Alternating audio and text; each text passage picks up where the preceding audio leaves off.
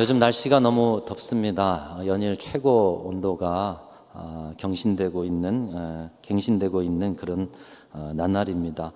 오시면서도 숨이 턱턱 막히셨을 것 같고 폭염을 실감하는 그런 날씨 속에 우리가 살아가고 있습니다. 폭우와 폭염을 우리가 겪어내면서 다시 한번 우리가 새삼 느끼는 것은 지금이 기후 위기의 시대라는 것입니다. 지난해 사순절을 통해서 우리는 하나님의 창조 안에 거닐다라는 주제를 가지고 피조 세계가 얼마만큼 많이 무너지고 황폐해지고 하나님의 창조의 그 아름다움이 파괴되었는가, 그 중심에 우리 인간의 죄성과 탐욕이 있었고, 근데 우리는 그것을 주님 앞에 회개치도 않고 그저 착취와 파괴 속에서 살아왔다는 것을 확인하면서 함께 회개하고 또 피조세계 보존을 위한 행동을, 실천을 함께 이루어왔습니다. 오늘 본문은 그때 나눈 본문 중에 하나인데요.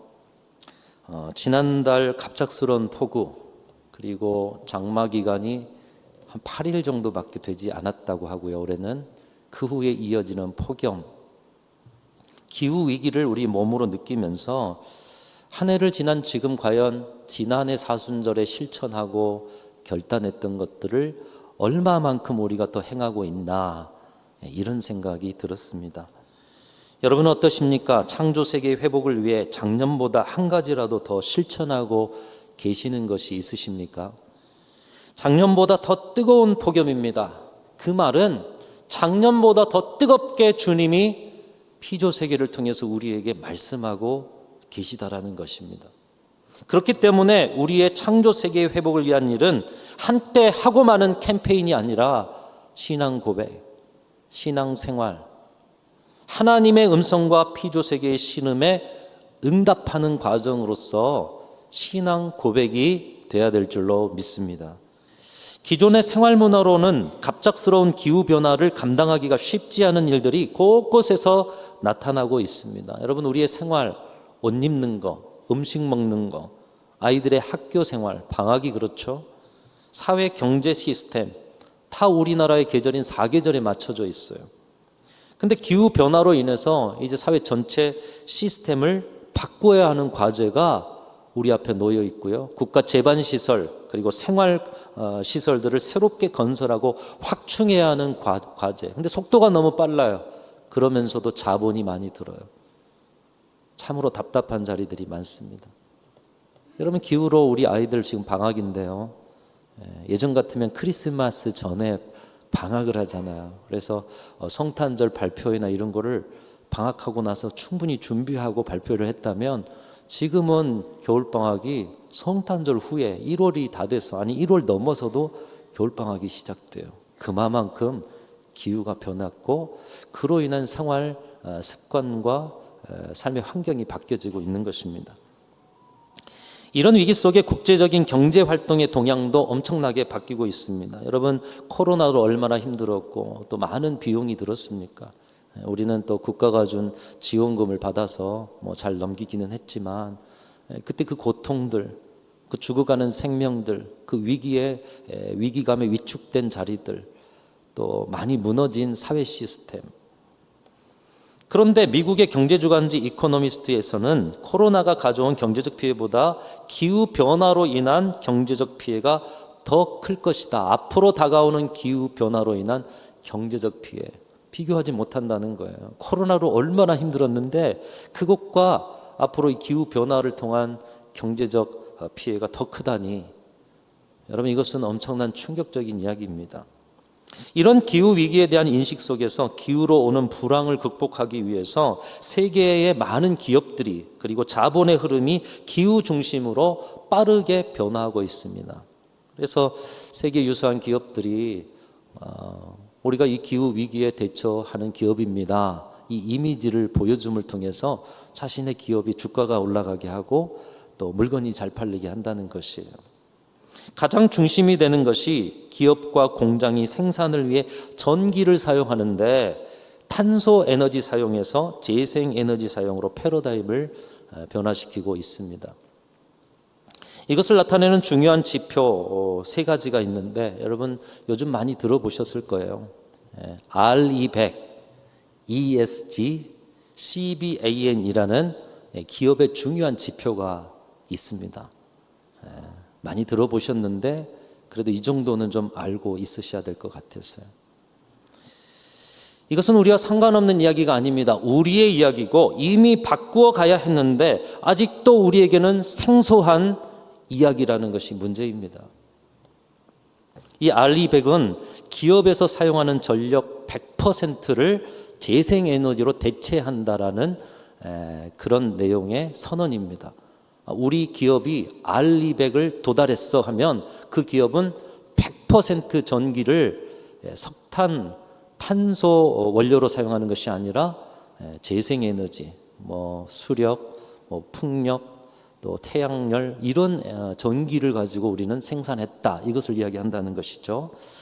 그래서 2014년에 세계 유수한 기업들이 함께 이것을 시작했고 2023년에는 420개 세계 기업이 가입을 하고 우리나라에서도 지금 30개 기업이 함께 가입을 하고 있습니다.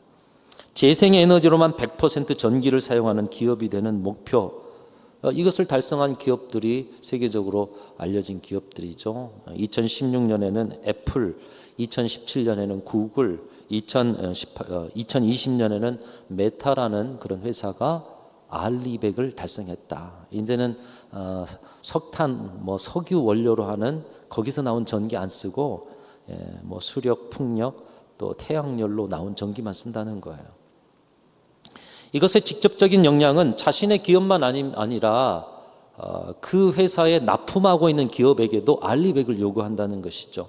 아니 우리는 상관없어, 우리는 어쩔 수 없잖아, 안 된다는 거예요. 우리나라 기업이 그런 회사들, 세계의 알리백을 도달하는 회사들과 연결되려면, 거기에 상품을 팔려면 이 알리백을 우리나라 회사도 해야 된다는 얘기입니다.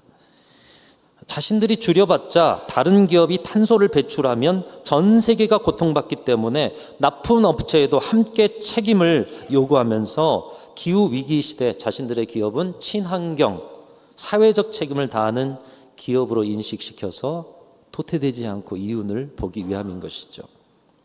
여러분 당장 우리 교회 환경을 한번 생각해 보십시오. 우리 교회가 건물이 모두 친환경이다, 또 우리 교회 사역이 사회적 책임을 다하는 사역들이 가득 차 있다 그러면 여러분 이런 데 있어서 일반인들에게나 또 오늘의 시대 위기를 생각하는 많은 분들이 교회로 더 오지 않겠습니까? 하물며 기업은 더한다는 것이죠. 반면 우리나라는 현재에도 60% 이상의 석탄과 가스로 전력을 생산하고 있고 심지어 그 연료조차도 93% 거의 대부분을 수입해가지고 전기를 만들고 있다는 거예요. 삼면이 바다입니다. 그런 나라에서 탄소 재료가 별로 나지도 않고 93%를 수입해서 전기를 만들고 있다. 이건 좀 생각해 보아야 할 문제 아니겠습니까? 재생에너지 사용이 OECD 38개국 중에 꼴찌라고 합니다. 여러분 이것은 그냥 지나갈 목표가 아니라 우리 생활과 연결되어 있어요. 앞으로 이렇게 계속될 경우 세계 기업이 우리의 기업과 거래하지 않고 급기야 우리의 기업들도 이제 그 알리백 이런 상황 속에서 살아나기 위해서 우리나라에서 생산 기지를 이 재생에너지를 쓰게 하는 나라로 옮길 수가 있다는 거예요. 당장 여러분들의 일자리, 당장 우리의 먹거리, 또 당장 이 국가의 재정, 이것과 연결되어 있는 것입니다. 우리 지역의 경제 중심이 되는 여러 기업들이 있죠. 포스코나 또 여수공단이나 생각해 보면 여러분 그 기업들도 큰 변화가 있어야 할 것인데 변화는 늦고 바꾸려면 엄청난 비용이 들 텐데 하는 걱정이 앞섭니다. 여러분 이것이 남의 일이 아니라는 거예요. 이 지금 전남 동북권에 먹여 살렸던 기업, 많은 분들이 함께 일하고 있는 그리고 함께 연결되어 있는 기업이 그런 기업들 아닙니까? 근데 앞으로 알리백의 조건을 이행하지 못하면 철강이나 또 여러 가지 부분에 안 산다는 거예요. 다른 세계가. 어떻게 우리의 먹거리가 해결되고 우리의 직장이 온전하겠습니까? 알리백만 아니라 ESG, 영어 약자인데요. Environment, Social, Governance. 그래서 앞에 영어만 따서 ESG. 이것은 과거에 기업이 돈 잘 벌면 그 기업에 주식 투자를 했어요. 근데 이제는 돈 잘 벌어도 그 기업에 주식 투자 안 한대요.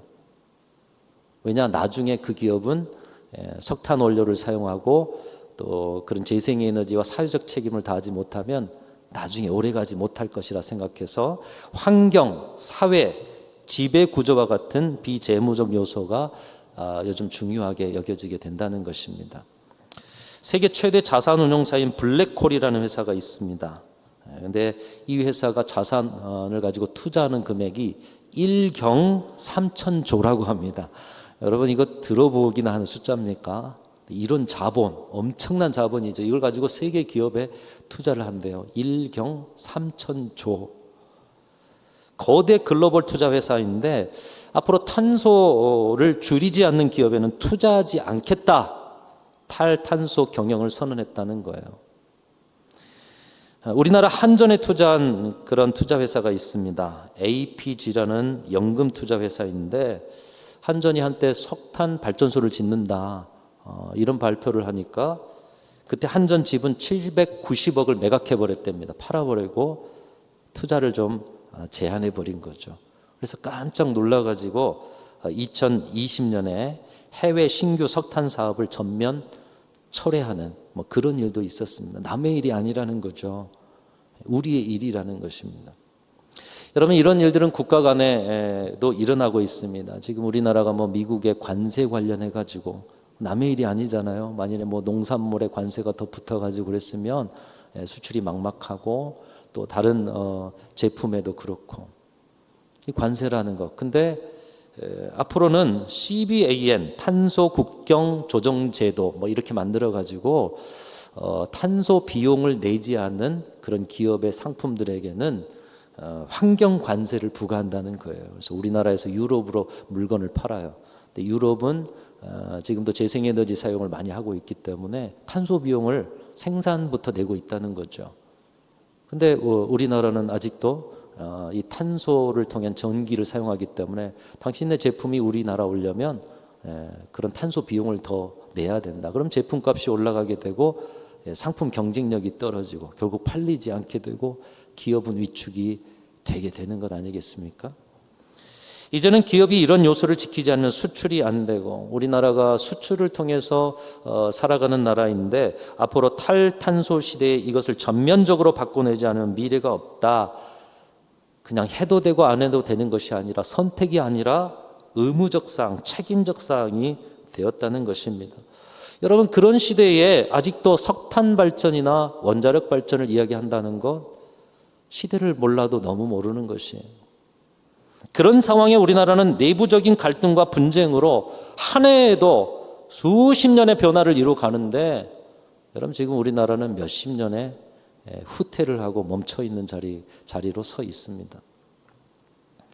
이런 내용들은 여러분의 핸드폰 펼치면 다 알 수 있는 내용이에요. 목사님 다 아는 것이고 한편으로는 설교 시간이 이 중요한 시간에 안 들어도 되는 건데 하나님의 말씀 듣고 싶은데 여러분 그런데 오늘날의 폭염과 폭우 속에 여러분이 느끼는 이 체감의 기후위기 이 기후위기를 통해서 하나님은 우리에게 더 큰 음성으로 말씀하고 계시는 줄로 믿습니다.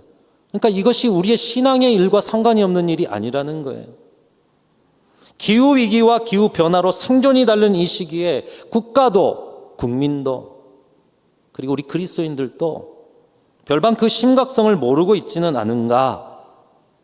폭염과 폭우 속에서 우리는 과연 심각성을 가지고 더 크게 들려오는 하나님의 음성에 얼마만큼 응답하고 반응하고 있는가. 여러분 우리 자신을 점검해야 한다는 것입니다. 이런 현실 속에서 우리가 신앙인으로서 해야 할 일이 무엇입니까? 세 가지로 정리하면 첫 번째로는 여러분 개인적인 실천을 하셔야 하는 거예요. 무엇을 해야 할지는 이미 배우셨어요. 나 개인이 하는 일이 얼마나 도움이 될까 하지만 그것으로부터 피조 세계를 회복하고자 하시는 하나님의 일에 우리가 동참하는 것, 하나님의 음성에 반응하는 것, 응답하는 것. 다시 말하면 여러분, 나 개인의 실천은 곧 신앙생활이라는 얘기입니다. 그 일의 중심에는 불편해지는 것이 있습니다. 불편해지는 것. 일회용 사용, 여러분 다시 코로나 이후에 얼마나 또 많아졌습니까? 텀블러 가지고 다니자 하지만 조금 또 편해졌어요. 다시 마음을 가다듬고 종이 사용을 줄이는 일. 저도 설교를 하며 종이가 익숙해요. 근데 이런 전자기기를 통해서 종이를 줄이니까 상당히 한 해를 생각하면 많이 줄였어요. 플라스틱 사용 최소화, 전략, 여러 가지 나누어 쓰는 일. 여러분, 불편해지시기를 축복합니다. 불편해지셔야 하나님이 세우신 이 아름다운 창조 세계에 세워갈 수가 있는 거예요. 그래서 개인적 실천을 이미 지난해에 배우셨던 것들 하나하나 떠올리셔서 개인적인 실천을 하셔야 하는 것입니다. 두 번째로 여러분 함께 하시기를 바랍니다. 혼자는 힘들지만 둘이 하면 좀 낫죠. 근데 여럿이 하면 조금 더 쉬워집니다. 작은 공동체가 하면 캠페인이지만 여러분 국가가 하면 정책이 되는 것 아니겠습니까? 그렇기 때문에 우리 지역에서 먼저 환경과 관련된 일들이 있으면 여러분 관심을 가지시고 할 수 있는 한 연합하여서 함께 사역하시는, 참여하시는 우리 그리스도인들, 사회적 참여에 함께 하시는 그리스도인들이 되시기를 축복합니다. 순천노회에서도 이런 노력들을 하고 있습니다. 그래서 이번에 순천노회, 순천남노회, 그리고 여수노회, 그리고 고흥 저쪽으로 순서노회 4개 노회가 연합해서 생명 문명, 생명 목회 이 권역별 세미나를 9월 달에 하기로 했습니다. 또 지난해 했었던 에코포럼, 올해도 그 순천 에코포럼을 했는데 지난해까지는 순천 남노회가 다 주관했다면 이제는 좀 함께 참여합시다. 순천 노회에도 같이 연합하고 있고, 특별히 순천 생태학교 지난해부터 시작한 생태학교 2기를 순천 노회와 순천 남노회 그리고 여수노회, 순서노회 연합으로 CBS 홀에서 매주 화요일 9월달 매주 화요일에 전문가를 모시고 이 기후 관련 강의를 함께 하려고 하고 있습니다. 세 번째로 지역과 국가의 환경 관련된 일에 여러분 관심을 가지시길 바랍니다. 시대를 읽고 지역의 미래 발전에 힘쓰는 분들을 지도자로 세우시고 그런 정책들에 힘을 모아주시기를 바랍니다. 덴마크의 항구 도시 SBL이라는 그런 작은 어촌이 있었는데 지자체의 과감하고 지속적인 투자로 유럽의 에너지 허브 도시로 발전했다고 합니다. 그래서 재생에너지 관련 업체가 250개가 그 작은 어촌에 들어왔다는 거예요. 그래서 일자리가 13,500개가 생겨났다고 합니다. 지역과 국가의 정책에 관심을 가지셔야 하는 거예요. 그것이 곧 또 우리의 신앙에 영향을 미치고 있어요. 여러분 중앙동에 지금 상가가 많이 비어가고 있어요. 중앙동에서 사셨던 분들이 떠나고 있어요. 물론 요즘은 지역교회 개념이 좀 사라지고 있지만 이 지역 상권의 비활성화를 통해서 우리가 직접 영향을 받고요. 우리 교회도 영향을 받고 있지 않습니까? 그래서 지역사회, 국가가 하는 이 환경의 문제에 대해서 여러분 관심을 가지셔야 하는 것입니다. 이런 개인적인 실천, 연대적인 실천, 지역과 국가의 실천에 관심을 갖고 참여하면서 하나님께서 주신 피조 세계를 회복하는 일에 더욱 힘써야 할 것입니다. 그런데 문제는 이제 말씀으로 들어가면 아시잖아요, 여러분. 몰라서 안 하시는 게 아니잖아요. 우리 신앙인들이 해야 할 일을 알면서도 행치 않는다라는 것. 단지 피조세계 회복만 이겠습니까마는 오늘은 특별히 폭염을 통해서 창조세계를 바라보는 시간이니 여러분 아시잖아요. 어떤 것들을 실천할지. 신앙인들이 하나님의 이 폭염을 통해서 주신 하나님의 음성에 반응하지 않고 있다는 것입니다. 오늘 말씀도 하나님께서 축복의 길을 알려주십니다. 너희 삶이 물된 동산 같겠고 물이 끊어지지 않은 샘물 같은 역사가 있게 할 것이다. 곳곳에 황폐된 것들을 수축하고 무너진 것들을 다시 세우는 그런 인생으로 삼아줄 것이다. 너희 입에 삐뚤어진 말을 버리고 너희 삶을 통해서 연약한 자를 세워가고 그 삶을 내가 축복해 줄 것이다. 하나님이 이사야를 통해서 말씀하시지만 하나님의 백성들은 오늘 이 말씀에 응답하지 않았습니다. 야고보 사도는 말씀합니다. 행함이 없는 믿음은 그 자체가 죽은 것이다. 여러분, 기후 위기 시대에 이제는 행하지 않으면 우리 신앙의 영역만 죽어지는 게 아니라 미래가 없습니다. 멸종으로 나아갑니다.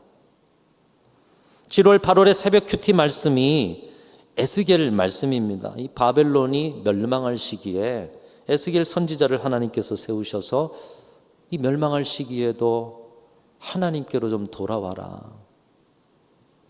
너희들의 죄악과 우상숭배와 하나님 아닌 세상을 쫓아가는 그 삶으로 너희들이 이제는 멸망하게 될 텐데 지금이라도 돌아오고 내가 하는 말들에 순종해라. 에스겔을 통해 선포합니다. 너무나 그들이 듣지 않다 보니, 응답하지 않다 보니 에스겔을 통해서 에스겔의 토판을, 요즘 같으면 좋은 기기들이 많지만 칠판이라도 쓰겠지만 그때는 흙으로 만든 판에다가 예루살렘 성을 그리게 하고 또 그 예루살렘 성을 무슨 철로 판으로 이렇게 막게 하면서 예루살렘 성이 이렇게 포위될 것이다. 눈으로 보게 해줍니다. 뿐만 아니라 포위가 되면 먹을거리가 점점 떨어지면서 먹을 것이 떨어지는데 이 에스겔 선지자에게 그것을 요구하죠. 인분으로 떡을 구워서 먹어라. 이 불 뗄 재료도 나무도 없다는 거예요. 포위가 되어서. 그렇게 하나님께서 눈으로 볼 수 있도록 선지자를 통해 보여주셨건만 그 충격적인 방법을 보고 알고도 그들은 하나님의 음성에 응답하지 않습니다. 그리고 응답하지 않는 자리는 결국 패망에 이르렀다라는 것입니다.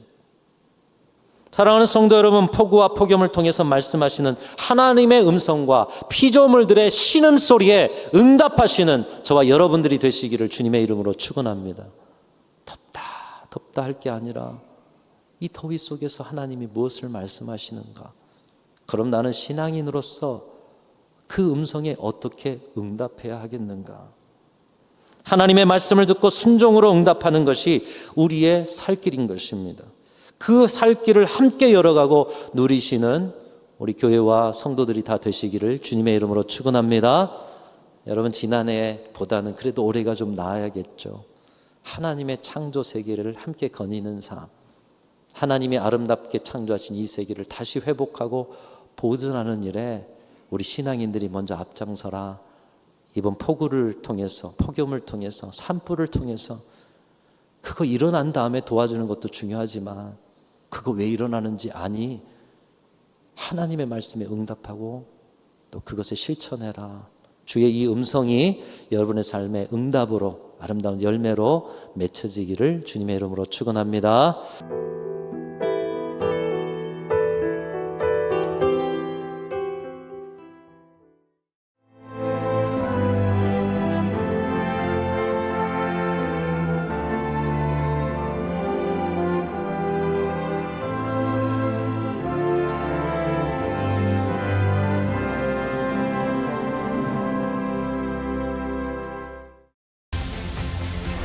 대한민국에는 아주 오래된 길이 있습니다.